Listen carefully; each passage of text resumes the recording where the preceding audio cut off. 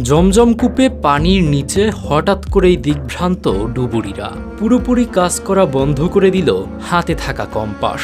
কি এমন রহস্য লুকিয়ে আছে পবিত্র জমজম কূপের তলদেশে? রহস্যের শুরুটা মূলত এর অফুরন্ত পানিকে ঘিরেই। যুগ যুগ ধরে কোটি মানুষের তৃষ্ণা মেটাচ্ছে, তবুও আজ পর্যন্ত এক ফোঁটা পানিরও সংকট দেখা দেয়নি। এমনকি এই কূপ থেকে প্রতিদিন প্রায় 691 মিলিয়ন লিটার পানি তোলা হলেও মাত্র 11 মিনিটে এর পানির স্তর আগের জায়গায় ফিরে আসে। পবিত্র কাবা ঘরের পাশে অবস্থিত প্রায় 4000 বছরের পুরনো জমজম কূপ যেন মহান আল্লাহ তাআলার এক জীবন্ত মুজিজা।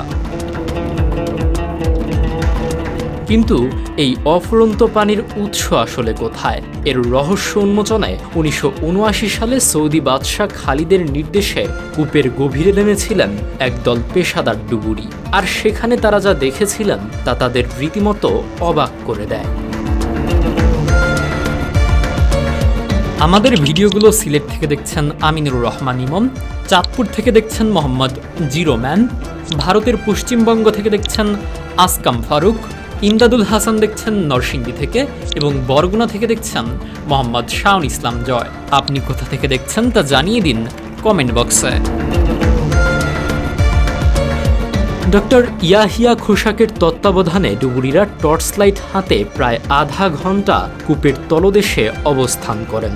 প্রায় 19.8 মিটার গভীর এই কূপের প্লাস্টার করা অংশের নিচে নামতেই ঘটে সেই অদ্ভুত কাণ্ড। পানির ভেতর তাদের কম্পাস পুরোপুরি কাজ করা বন্ধ করে দেয়। শক্তিশালী পাম্প দিয়ে পানি সরানোর পর মাত্র কয়েক মিনিটের জন্য ডুবুরিরা দেখতে পেরেছিলেন পানি উৎসারিত হওয়ার সেই আদি উৎস। একেবারে নিচে মেলে প্রাচীন আমলের ধাতব বালতি সহ নানা পরিত্যক্ত জিনিস। বিজ্ঞানীদের পরীক্ষায় প্রমাণিত ব্যাকটেরিয়া মুক্ত এই পানি পুষ্টিগুণে ভরপুর। ইব্রাহিম আলাইহিসসাল্লাম ও ইসমাইল আলাইহিসসাল্লামের স্মৃতি বিজড়িত এই বরকতময় পানি আজও পৃথিবীর সর্বোত্তম এবং রহস্যময় এক নেয়ামত।